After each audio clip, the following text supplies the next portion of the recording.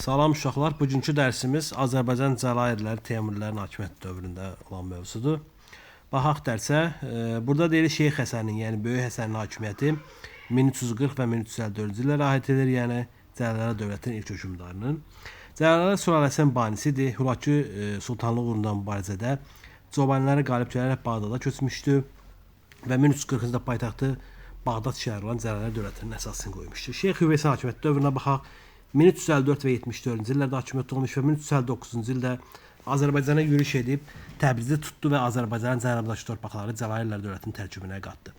Paytaxtı Bağdaddan Təbrizə köçdü 1359-cu ildə və Cəlairlər Azərbaycanın hakimiyyətinə ağır fəsillərlə, yəni belə bir söz deyək, aralıqdakı fəsillərlə, yəni qısa müddət ərzində, yəni 5-10 ildən bir belə deyək fasilələrlə 1410-cu ilə qədər davam etdi və yerli feodal hakimlər bu dövrdə hakimiyyəti qoruyub saxlaya bildilər. 1367-ci ildə Şirvanın tabe edib hakimiyyətini bütün Azərbaycana yaydı. Daha sonra abadlıq işləri apardı, Təbrizdə dövlətxana sarayını tikdirdi və suvarma sistemlərini bərpa etdirdi.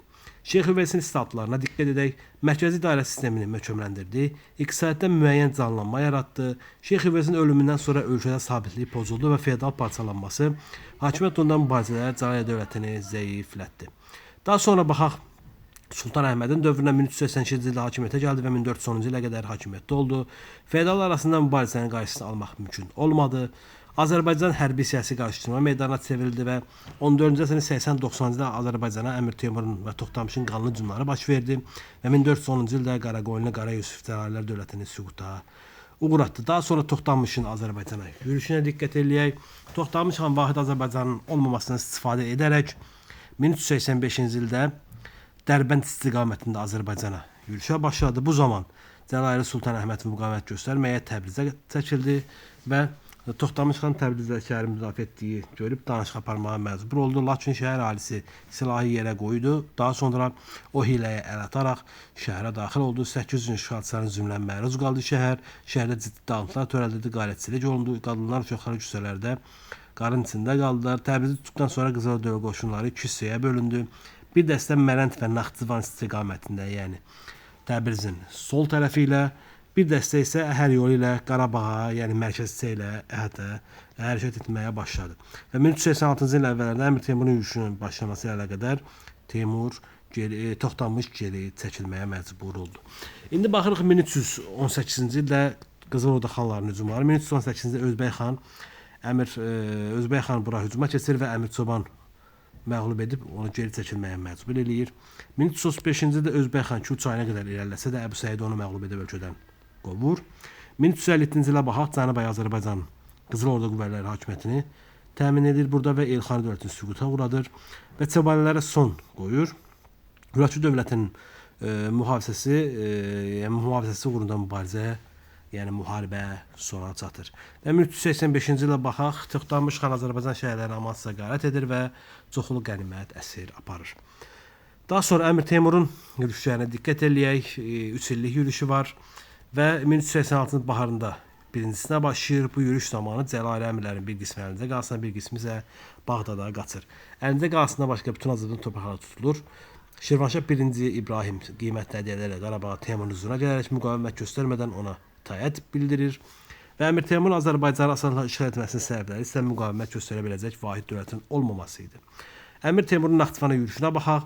Əmir Teymur Təbrizdən sonra Naxçıvana yürüş etdi. Əlində qalsı hücum etsə də qalanı tuta bilmədi və qışı Qarabağda keçdi. 1387-ci ildə Toxtamışın Buxara və Səmərqənd üzərinə hücumu səbəbilə Azərbaycanı tərk etdi. Bu zaman Azərbaycan idarəsini və əlində qalsın tutmaq tapşırığını Miranşaha tapşırdı və Miranşahın əhaliyə qarşı qəddərsizliyi Teymurda qarşı nifrəti artırdı. Təbriz şəhəri Azərbaycanın əsas etdiyi üçün ona əl keçirilməsi Teymur əmrləri və yerli feodalların əsas məqsədi idi. Lakin yerli feodallar Əmir Teymura qarşı mübarizə əvəzinə bir-birlə vuruşmağı öz üçün daha önəmli tuturdular. Əmir Teymurun ikinci yürüşünə baxaq. 1392-ci ildə Təbriz şəhəri tutuldu. Bu zaman hakimiyyət uğrunda mübarizə aparan feodal öz vəlayətlərinə çəkildilər. Cəlairi əmiri Sultan Əhmədin oğlu Sultan Tahir başçılığı ilə əlində qalsın müdafiə olmağa davam edirdi. Və bunu da bildirək, Şəki hakim Seyid Əli itaətə gətirildi, Gürcüstan zəbt edildi. Teymur Bağdada yürüş edərək Orhanı dağıtdı. Beləliklə Teymurun Azərbaycan ikinci yürüşü nəticəsində Əlincə Qasım bütün Azərbaycan torpaqları yenidən zəbt olundu və Əmir Teymur 1395-ci ildə Dərbənddən Qızılodaya hücuma edib Toxtamış xanı məğlub edərək paytaxtı Səmərqəndə qayıtdı və oradan 1398-ci ildə Hindistan səfərinə çıxdı. Əmir Teymurun Şimali Qafqaz Azərbaycana yürüşlərinə baxsaq, bayaq dediyimiz kimi Terek çayı sahilində döyüşdü, Dərbənd və Daryal keçidlərindən böyük yürüşə başladı və Terek çayı sahilində Teymur Toxtamış xanın və onun qüvvələrinin məğlubiyyəti uğradı. Daha sonra Şimali Qafqazın dağlıq bölgələrinə qədər irəlilədi. Alov qalasına da bütün əraziləri özünə tabe etdi, yəni Qızıl Ordanın şərq əyalətlərini. Əmir Teymurun 3-cü yürüşünə baxaq, 1399-cu ildə Hindistandan qayıtdıqdan sonra 1399 sentyabrında 3-cü dəfə Azərbaycana yürüş etdi. Bu yürüş zamanı Qarabağda məskən saldı, Azərbaycanın ön Qafqazın bir sıra əyalətlərini, o cümlədən Şəki hakimi Seyid Əhmədin və Şirvanşah 1-ci İbrahim vasitəsilə Teymurla ittifaq bağladı, yəni itaətə gətirdi Seyid Əhmədi. 1400-cü ildə Əlincə Qasım müqaviməsi Əmir Teymura təslim oldu. Əmir Teymur ön Qafqazın və digər ərazilərdə Bağdada yürüş etdi. Nəticədə Sultan Əhməd və müttəfiq Qara Yusif Misrəyə qaçdı. 1405-ci ildə Çin səfəri zamanı Əmir Teymur vəfat etdi və bu zaman Azərbaycanın Şirvana qədər əraziləri Miranşahın oğlu Mirzə Ömər tərəfindən idarə olunmağa başladı və Şirvan isə Şirvanşah 1-ci İbrahim hakimiyyətində idi. Əlincə Qasım müdafiəsində Sultan Əhmədin oğlu Sultan Tahir, Xacə Cəfər, Əmir Altunla başçılıq edirdi. Onlara Şəki hakimi Seyid Əli, Şirvanşah 1-ci İbrahim, Gürcü hökmdarı 7-ci Georgi və Hürrifi hərəkatının nümayəndələri kömək edirdi. Əmir Teymurun Əlincə Qasım dəfələrlə yürüşlərində onu tuta bilməmişdi. Qalanın belə ciddi şəkildə müdafiə olması səbəbi Cəlalilər dövlətinin xəzinəsinin burada saxlanılması idi. Teymurun Əlincə Qasımın uzun müddət torpaqlarında digər səbəbləri isə qalanın strateji mövqedə yerləşməsi və yaxşı müdafiə olunması idi. Lakin Əmir Teymur Əlincə Qasım müdafiəsi zamanı daxili münaqişələr baş verdi və bundan istifadə etdi. Və Teymurun ölümündən sonra da, yəni burada mübarizələr başladı. Sultan Tahir xəzinəni götürüb Bağdada qaçdı və son zamanlarda, yəni işğal olmamışdan əvvəl beləliklə Əmir Teymur 1400-cü ildə 14 il müddətində müdafiə olunmuş Əlincə Qasım dağ çəkmələri nəticəsində müqavimətsiz tuta bildi. İndi burada məlumat verdi. İndi xəritədə baxaq. Xəritədə bizə göstərilən Cəlalilər dövlətinin ərazisidir. Yəni belə dəqiq desək, bu 1359-cu il olan, daha dəqiqsə 1359 və bu əraziləri əhatə edir. Bu əraziləri 1359-dan 1410-cu ilə qədər olan əraziləri əhatə edir. Cəlalilər dövlətinin ərazisidir buralar və yan bu sarı ilə işarə olunmuş yer isə Elxanilər dövlətinin köhnə əraziləri idi. Elxanilər parçalanandan sonra biz dedik ki, burada nə yaranır?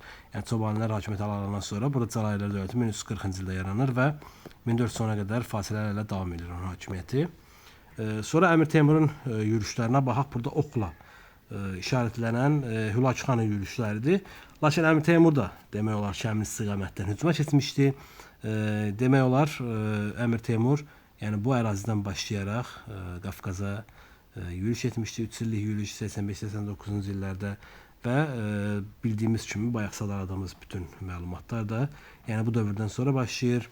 Xəritə haqqında məlumat bu qədərdir. Yəni biz bilək, paytaxt dedik ki, Cəlalilər dövlətinin paytaxtı hara olur? 2 dənə şəhər olur.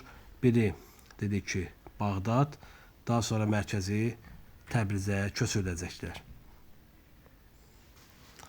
Məlumat bu qədərdir, oldu. İnşallah ümidvaram ki, sizin üçün faydalı olar.